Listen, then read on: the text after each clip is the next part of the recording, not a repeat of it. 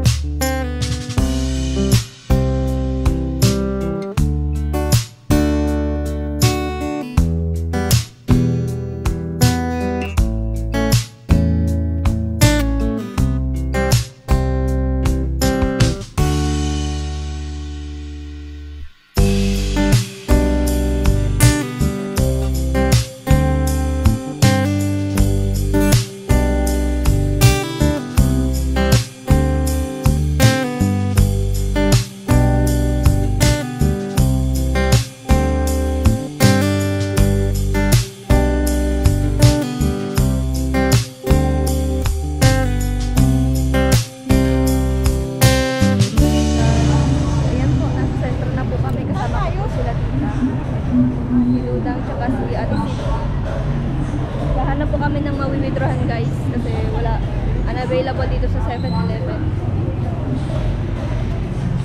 Hanap tayo ng mawi-withdrawan. Ito po kami ngayon kasi mamamalengke po kami. Bibili rin po kami ng bigas guys. Kasi may pupuntahan po kami ngayon.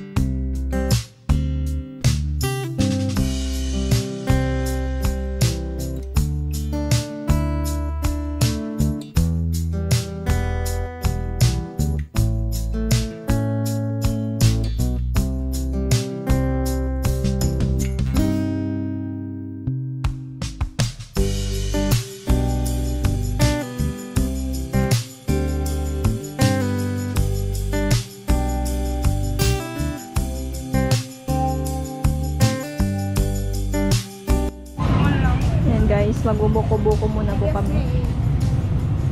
At bibili din po kami ng bigas. Sabi mo buko. Bagas. Sabi din bigas. Sabi ko pa isa na lang kay Tabo. Hindi ko siya ang buko. So yun guys, bibili po muna kami ng bigas. Ito po sa tapat ng public market guys.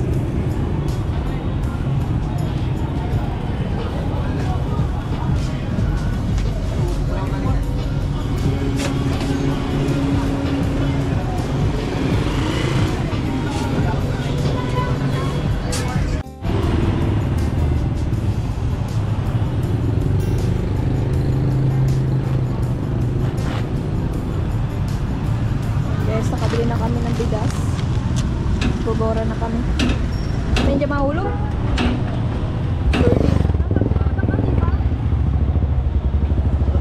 Punta na po tayo sa ating pupuntahan ngayon.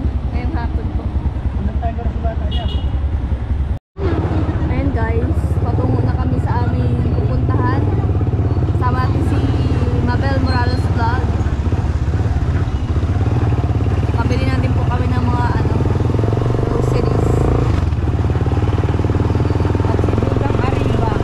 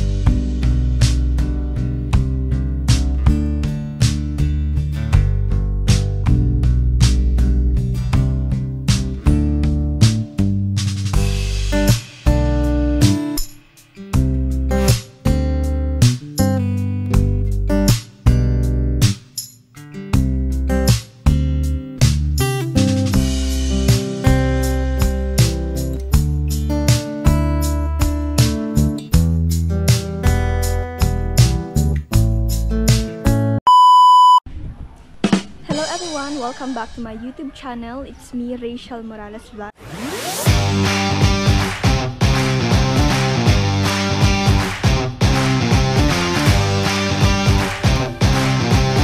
So for this video guys, kasama natin si Tita Mabel Morales Vlog. Ayan, kasama din natin si Tita Dudang Arriba TV. At syempre si Ate Jocelyn, ang mama ko ni Ivan. Good afternoon. Ayan. At ang driver. At syempre kasama din natin yung driver, si asawa ni Tita, si Tito Pululoy. Ayan guys. May dadalawin po tayo, may bibisitahin po tayong isang mabuting kaibigan. Balik tanaw ba sa ginawa nilang kung kailan yung panahon na walang-wala kami ay sila yung talagang andyan para sa amin. So guys, tara na, samahan nyo kami. Ayan. Tara, maglalakad na tayo. Dito mapasok. Tara to. Ayan guys, dadalawin po namin. Magsunod ka na lang. Yung dati po kung talagang tumulong sa amin. Sabi ko sa'yo tita eh, parang pamilya sa akin.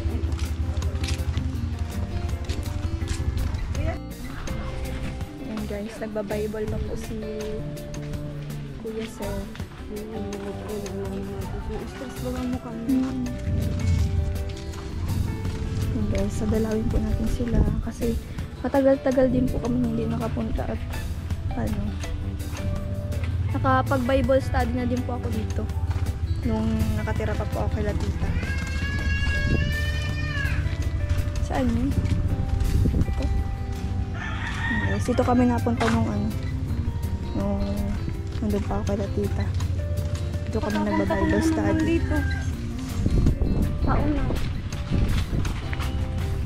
Dadalawin po natin kung kamusta na po sila. Dito. Yes.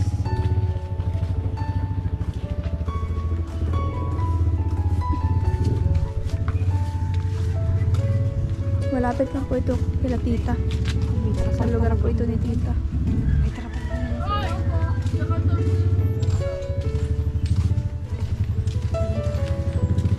Yung mga kasamahan natin guys.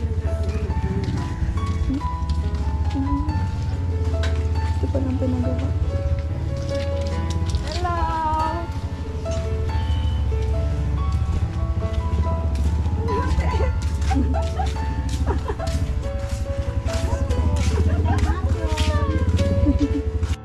Ayan guys, dito na po kami. Dito na po kami guys. Kasi isa ko may patatag sa akin. Hindi ang Lord ang nagpatatag sa'yo. Nag-respond ka lang. Grabe kasi yung pinagdaanan nito. Kung makita mo nung nagsusuka to kaya nagbibigid-bigid. Hindi, pati yung... Magpapaiyak ka. Diba sa iyo ako nag-iiyak na panaw na sa akin baga sila. Na pinipray over mo pa sila. Bala ko din ipapray over si Rachel. Ulit. Ngayon.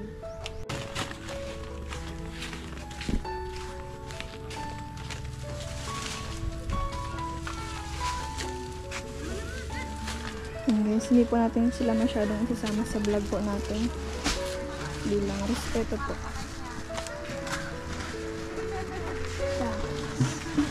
Ngayon na lang sa hindi ka punta kayo dun sa ano kila...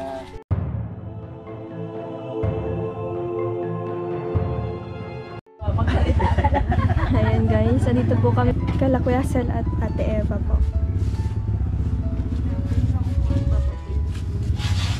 Dito ka na. Okay, ay, Isa po sa tumulong po sa amin guys. dyan. Ayan guys, andito na po kami. Tama, nakabihis ka man. Hindi na na-tsura ko. Pumayag po sila Hindi ako magpa-vlog nagsalumis. guys. Ayan si Tita po. Thank you, Lord Jesus. Hello po. Nandito po kami ngayon ni Rachel. Kasama namin ang aking best friend si Dudang. Nagbisita po kami kila Ate Eb, kay Kuya Sel. Yung panahon na, yan yung isa na hinugutan ko ng lakas nung panahon na nasa akin lahat yung responsibilidad. Yun sila Rachel. Sila yung yung nagturo sa akin na sa Diyos humingi ng tulong, tumawag. Sila yung nagpaalam sa akin at sa kanila talaga ako yung kumbaga kumuha ng lakas na sige, kaya ko ito na. Panahon na yun na pag iniisip ko ngayon, paano ko yun na survive? Para talaga siyang magic. Kaya sabi ko yun, ang testimony ko yung dun talaga ako naniwala na si Lord ay talagang napaka sa lahat. Siya yung may power sa buong mundo. Yun yung inuulit-ulit ko na naniwala ako na sabi ninyo ni Kuya Sel, na sabi ko, nagal ba ka Kuya Sel, Ate Eb, yung panahon bagang naiyak ako sa inyo na kaya ko pa, hindi ko na kaya. Pinapakita ko sa kanila, strong ako pero hindi ko na baga kaya. As, yung mapunta ako dito sa inyo kahit anong oras, hating gabi, pray over nyo ako, sila kuya, sila, yung mga yan. Tapos di yun nga, sabi ni Kuya Sel, ganito dapat, Bel. Kasi parang nakikita niya, naiinip ako na ano. Sabi ni Kuya Sel, dapat, hindi naman kasi yan binibigay agad-agad ni God. Dapat marunong ka rin maghintay. Ito na yun. Magtiis. Basta 3 yung sinabi mong yun. Yes. Wait. Yun. Yes. No. Tapos di yun na. Taon din baga yun. Tapos bigla-bigla. Yun na. Dumating ang Na-scout biyaya. daw si Rachel. Tapos, alam mo yun, ako yung unang natuwa na palukso pa. Tapos siya na ito. Kaya, kahit saan ako dalhin, saan ako, yun yung sinasabi ko. Sa totoo lang, talagang kayo yung pinapasalamatan ko na wala akong narinig na ito, ganyan. Talagang sabi ko yun yung mag-asawa na talagang yung nagturo sa akin kung paano niya pinakilala sa akin ang Diyos na talagang yun lang, doon lang ako magsumbong, tumawag, nakatatak yun sa akin. Tsaka, di ba yun sa iba naman, kahit wala, yung iba wala, hanggang ngayon wala naman sa akin na itulong pero ang dami nilang salita. Kaya sabi ko kay Rachel, ito yung mag-asawang yun na kahit walang wala sila, andyan yung pagtulong nila. Yun yun ang na-appreciate ko masyado, yung naaalala ko, Ate Eb, na kahit walang-wala kayo pero yung pagtulong talaga ninyo nandyan. Yun. Oo, pag nagkakasakit ako, nandyan yan. Kaya hindi ko yan nalilimutan, kaya kahit hindi man ako makapunta dito pero naaalala ko kayo. Grabe, naalala ko na Pinag-pray ka rin namin. Buong pamilya. Lagi po kayo niya sa akin pinagkwentuhan siya. Nakalimutan ko na yun. Pinag-pray namin kayo. Ako din po noon na panahon, nabira lang kayo magkita. Lagi po niyang sinasabi sa akin, mabuti na lang, nandyan sila ate. Hindi ko po kayo kilala, kilala ko na kayo sa pangalan kasi lagi niya nababanggit kayo kung mag-asawa na nandyan nga daw po kayo na kahit yung hirap na yung kalooban niya, nandyan kayo nagpapalakas ng loob. Hindi ko alam na yung laging nasa isip mo yan, ano? Kaya sabi niya, punta tayo doon, bisita tayo, sabi ko. The Lord is good and Masaya great. po kaming nakilala namin kayo. Praise the Lord. Thank you, Oo, Jesus. yun talaga yung panahon na wala akong pinapakita ko sa kanilang maayos ako. Sa kanila ako nahugot. Kahit yun yung walang-wala sila, yun, alam mo yung taong hirap sila pero maano silang magtulong. Sila yung pinadala Oo. ni Lord. Thank you po sa lahat. Hindi ko nga alam kung bakit pag iniisip ko, paano ko nalampasan yun? Oo, yung mga Ate Eb, di mo naman, kung tutuusin, baka sa ibang tao, hindi mo kailangan mamroblema ng problema ng iba. Pero yan sila Ate Eb, sila Kuya Sil, sabi niya, Bel, nahihirapan kayong mag-igib. Patayaan kami niyan puso. Kilala mo sila Ate Eb? Basta. Naturuan na Sila- namin siya sa Oo. Bible study. Sila Ate Ed, tsaka si Kuya Linggo Sel ng po. hapon. The Lord is good and great. Sila yung diba pinag-Bible mo sila?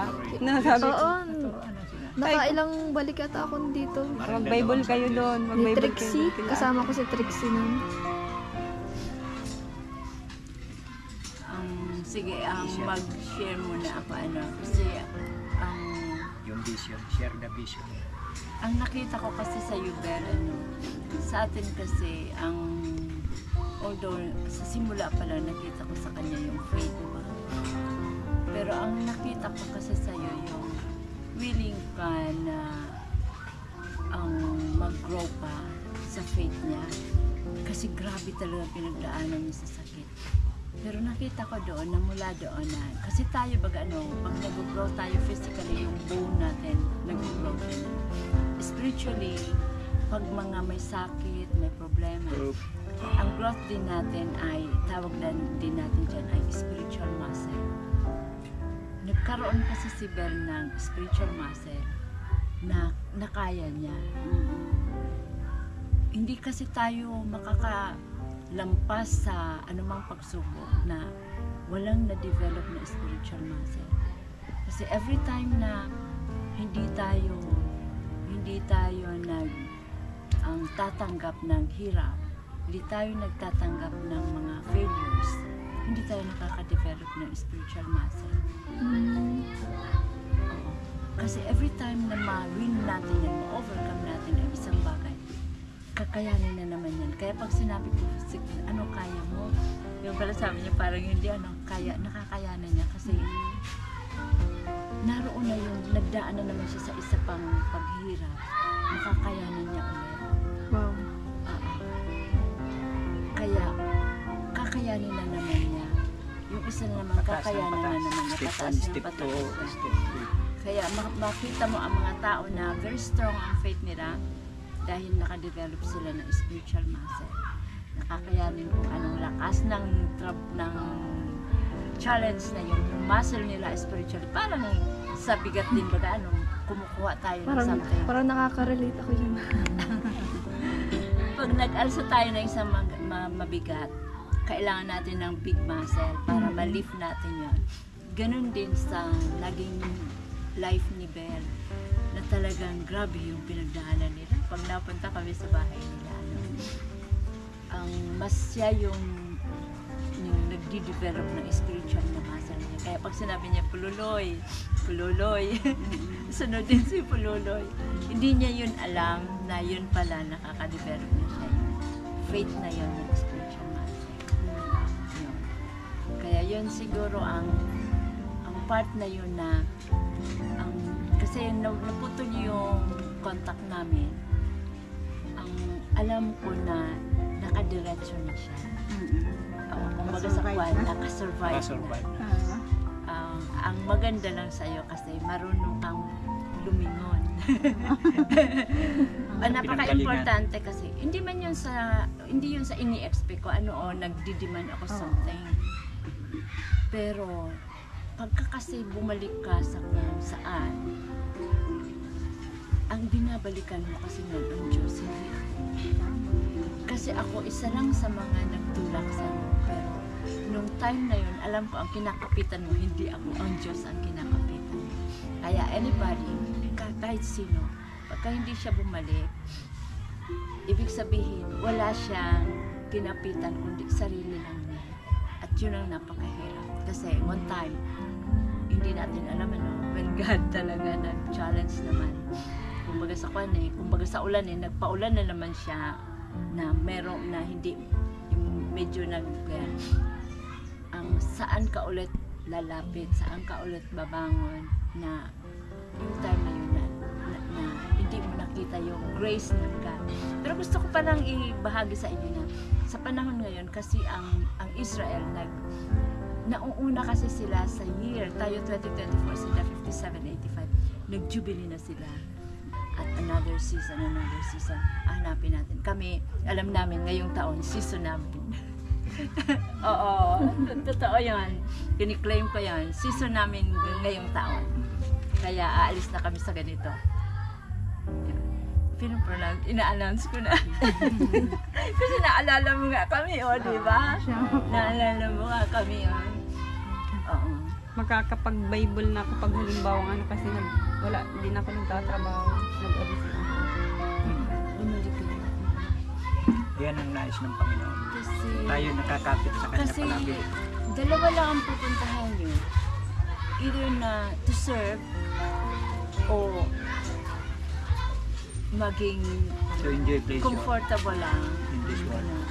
Mamili lang. Mamimili lang. Pero alam nyo kung ano ang benefit ng to serve. Very fulfilling sa life ng tao. Praise. Lalo na sa inyo mga kabataan. Nako! Hirap hanapin ang mga kabataan ngayon.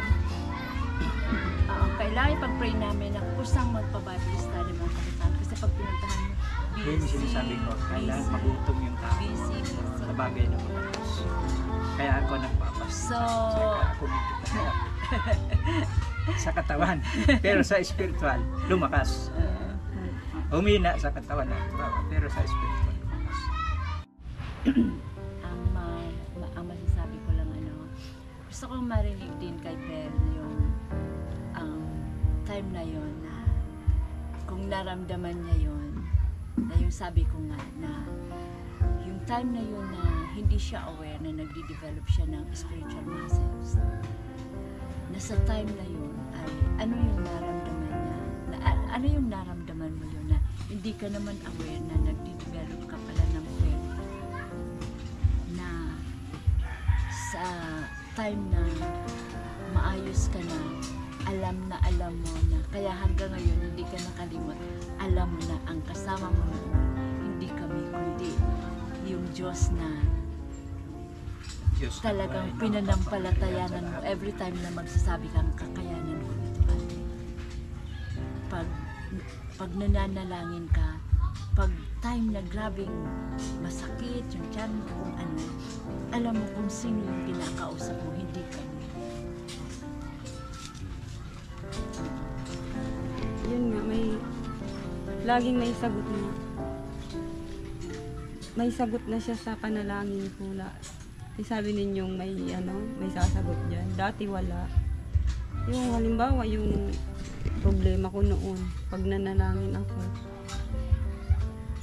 may kasagutan. Katulad nung di ba kailangan ko magdublikayod noon. Andyan naman yung talaga kung bakit yun yung katulad ni Pululoy, coding niya pero may sa iyang magpapasada ng hindi sabay dun sa coding niya. Nagtuloy-tuloy yun. Tapos ako yun, patawag dito, mapatrabaho. Kasi, di ba, nagdasal ka. Di ba sabi ni Kuya laging pakinggan ko, pakiramdaman ko kung siya na pala ito. Halimbawa, ito na pala yung opportunity ko na, uy, halika, maglaba ka dito kasi ganyan. Tapos, tinanggihan mo. Siya na pala yun yung kasagutan ng Panginoon pala yun. Tinanggihan mo. Oo. Ako, yun lagi ko iniisip, siya na yata, ito yung sagot. Sige, balbag ka. Ganon din yung kay Pululoy na, kung bakit, siya, yung kumbaga, nagdugtong-dugtong, na kapag naghahanap si Pululoy dati ng papasadahan, wala. Pero yung panahon na talagang kailangan namin pumayod. Andyan Tapos yung nag-construction ka pa? Ay, iba pa yun. Iba yun. Yung mga panahon yun na talagang hirap na hirap din kami. Pero yung itong huli na andyan na sila Rachel, na nandyan na sa akin. Kung anong isipin. Kapag nagkakasakit ako, ganyan. Yun na, binigay na yun. Isa na yun sa binigay ng Diyos. Pero yung Pululoy yun, sa'yo? Ako, ganito, nagsasama ako sa pag-vlog. Masama ako pag-vlog, tapos magang live ako. Kapag naipon naman yun, kahit magkano, tulong na din yun. Sa mga feeding program, sumasama po siya sa amin. Oo, tama yun, Rez. Kasi, basta yun na kasi ngayon ang trending. O anything, iba-vlog mo. Dalawa kasi yun, ang giving kasi has two sides. Parang coins yun, Yung isa charity, ang isa ay compassion. Pag charity, alam mo naman yun, giveaway lang yan. Parang, ang tawag na, charity is ang basta sa akin na interpretation ko samantala ang compassion, calling. Compassion, awa, pagkabang. Ang charity ay yung ang wake up call pala. Para sa akin lang to Charity is a wake up call. Either na, halimbawa, tinulungan ka, you rise up. Ang gawin mo kung anong dapat. Samantala ang compassion, calling na. Pag tinulungan ka, diretso ka na, ang tutulong din. Kaya lang magkaiba nga ang charity. Kailangan, paano kung hindi siya na-awake? Diba? Tinanggap lang niya, okay na lang yun. Pagka meron namang problema, charity ulit, sa'yo naman, okay lang. Pero pag dito kasi sa compassion, once na nakita mo na, uy, may tumutulong pala sa'yo, may nag-i-invest sa'yo, then, go na and also be one day. Sige, Rachel, compassion. tinutulungan, Parang tutulong din katulad siya. siya. Yung Parang tutulong, sa'yo, di ba? Tutulong na rin. Kung hindi ka, kung charity siguro ang ibinigay sa iyo, Race, kaya lang na-perceive mo kasi sa compassion. Kaya ginamit mo yon para ganito, vlogger ka na rin. Pero kung ang dating sa iyo ay charity, pagtapos ng bigas mo, ubos na. Wait ka naman ng another na naman na blessing. Tulong ng iba. Oo. Kaya siguro yun ang encourage ko kasi karamihan kasi hindi sa pagkuhan ang tingin sa inyo ay charity. Kaya pag hindi ninyo naabot, lumabas kayo. Nababas po talaga. True. Pag may hindi ka mabigyan. Oo. Ngayon, bash ngayon. Kasi, Oo. Pagod ka na. Sige lang, okay lang po. Oo. Katat ko lang po yung anak ko. Kaya, ganun siguro talaga ang pan natin, na ning nasa sa inyo yun. Kaya, pwedeng samahan ng prayer kasi babalik naman yan sa inyo. May nagbalik ba sa inyo, nagpasalamat? Oo naman po, may nagpapasalamat. Pag pa rin mga naman po ganon, sa amin. oo, yun ang mga hindi sila belong sa charity. Sila yung, pwedeng sa charity sila pero na-awake sila. Kaya lang, yung challenge, hindi pa na pupukaw. Pero yung compassion, kasi yun ang, kumbaga sa kan, yun ang tubo ninyong mga vlogger. Kasi pwede nyo na silang i-feature na, ito yung mga sometimes sa buhay nila ay tinanggap nila yung tulong ninyo. Pero ngayon ganito na sila, ganyan na. Yun ang challenge sa inyo. Kasi kung dito lang sa charity talaga, mas dumadami yung buzzer ninyo. Dadami yan. Kasi kailangan, hindi mo talaga mapiplease ang isa. Pag nakita ng neighbor, bakit kami ganito, ganyan, hahabulin ka, pupuntahan ka sa buhay, kung ano ito. Ganun ka. May good comment, may bad comment. Oo. Siguro ganun yung pag may nagbalik sa inyo challenge na inyo anong pwede ganito ganyan. Kaya yun nga ang kinukuyan ka na gusto ko mag-aral talaga ng graphic. Mga ganun sa tech kasi yun ang pang sa kanila na hindi sila maging kampante na tumatanggap lang. One day sila naman ang magbigay. It's their turn.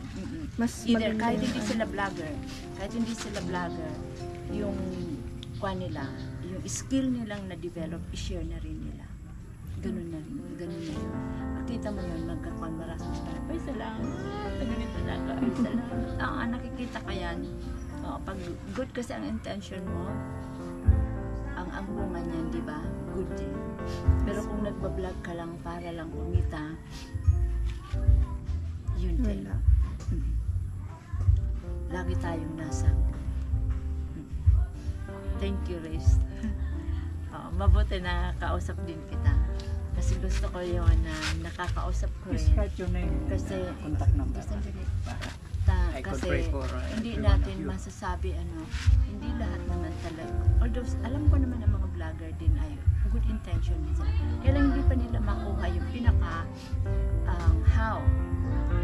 Yung kumbaga sa pinaka-direction. Bakit ako nag-vlog? Ano yung pinaka-vision ko nito? Ano yung pinaka-vision ko ng pag-vlog ko? Ano yung objective ko talaga? Ano yung gusto kong maabot? Kaya sa inyo, God bless sa inyo. Maging papapala kayo ng marami pang mga maaabot ninyo na one day sila din. Sila na rin ang magiging channel of blessings. Salamat. Sa ngayon, channel Salamat of din blessings po kayo. sa inyo. Pero ang ipag-pray natin na yung mga natulungan nyo, maging channel sa blessings nyo. Para dumadami, nagmumultiply tayo. Kaysa yung kukunti ang nagbibigay, marami ang gano'n. O matatalo yung nagbibigay.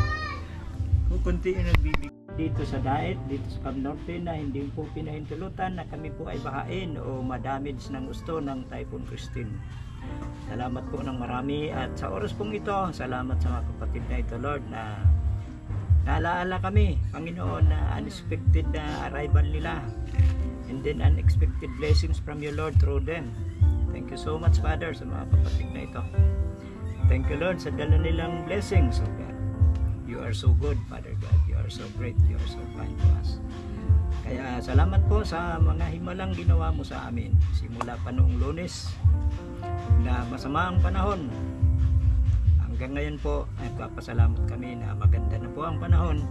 Nagsama-sama po kami sa oras na ito, sa araw na ito, na unexpected po namin. Kaya ito po ay isang bagay na pinasasalamatan namin sa iyo, O Diyos, sapagkat ikaw po ay dakilang Diyos na gumagamit ka ng mga tao upang tugunin ang pangangailangan ng iyong mga anak at ng iyong mga lingkod.